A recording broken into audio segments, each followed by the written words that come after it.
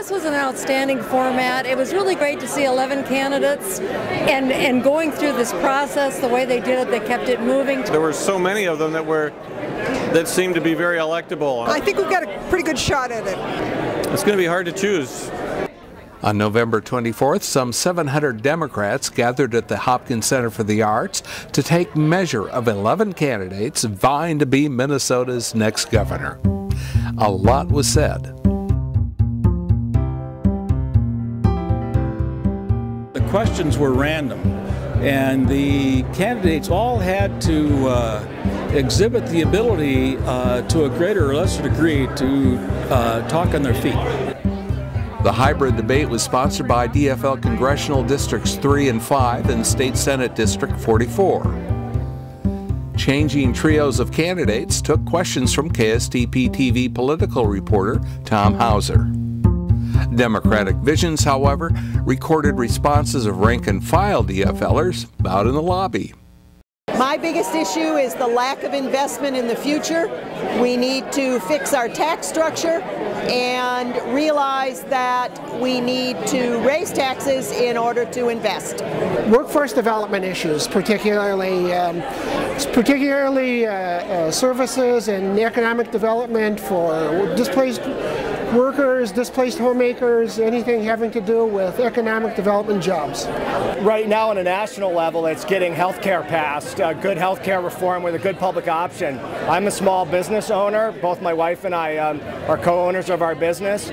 We wind up paying $18,000 a year for insurance for our family, for my wife and I and our 2 kids, before our insurance company even pays a dime. So, family like ours, small business like ours, we would be eligible for the public option, be able to opt into that, and hopefully be able to pay lower premiums. My personal burning issue is trying to fix the health care mess, and I really don't think that what's happening in Washington is going to take us very far at all. And what about John Marty and the Minnesota plan? Well, the Minnesota Health Plan is a plan that would provide comprehensive health care to everybody in the state of Minnesota for less money than we're currently paying for our broken system. So it's really a why not. We're concerned tonight that we have enough food, but otherwise, health care, Veterans Affairs, education, senior issues, the economy and jobs. I am the team leader for the Campaign for a Department of Peace in CD5, so I'd like people to take notice that that campaign is still active, that Keith Ellison was an early co-sponsor of the legislation to pass the bill for a Department of Peace, but it doesn't get talked about much. He's not a big champion for it. He doesn't talk about it that often. The last DFL governor we ever had was Rudy Perpich, and he ran in similar times. And if you remember what his slogan was, it was jobs, jobs, jobs.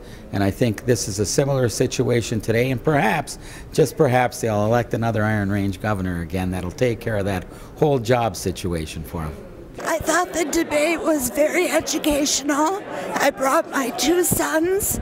They thought it was great. I have very much appreciated John Marty's long-standing work on health care for all, his campaign finance reform. Tonight he said, I am the DFL platform, and I know that that's true. The economy is huge in the state of Minnesota, unemployment being the biggest fallout of our economy. Well, education funding is always #1 in this territory. Someone in my position cares about education, but jobs for me and my age is probably the most important for us. I guess I'd say health care. I'd like to see things moving more quickly. I'd like to see the Democrats being more united. We've got the candidates, first of all, but basically we have to create a vision and a message that is clear and concise, that everybody can understand and get behind. Another issue of great importance is that right now there are 4,000 homeless veterans, and I've met a couple of them, and I think it's terrible that they've been so brave in protecting our country, and then when they come back here they're treated so bad that they're homeless and nobody does anything about it. Clean government, keeping big money out of government, and campaign finance reform. I worry a lot that our democracy is going away.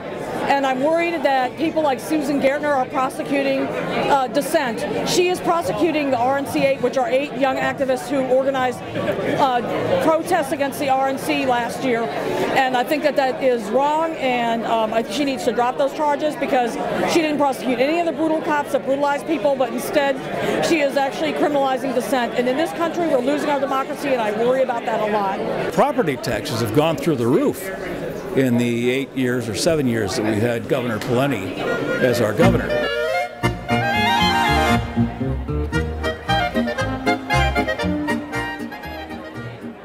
Sarah Palin is not the most intelligent person. I think she's missing a couple of crayons out of her box.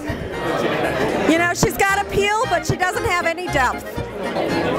Bad. She's an embarrassment. I wish she would go away. Michelle Bachmann. Evildoer. Oh, Tim Pawlenty, he's my boss, but I hope that he goes away. He's already kind of gone. Where is he? Ouch. Unallotment. Unallotment. Devil.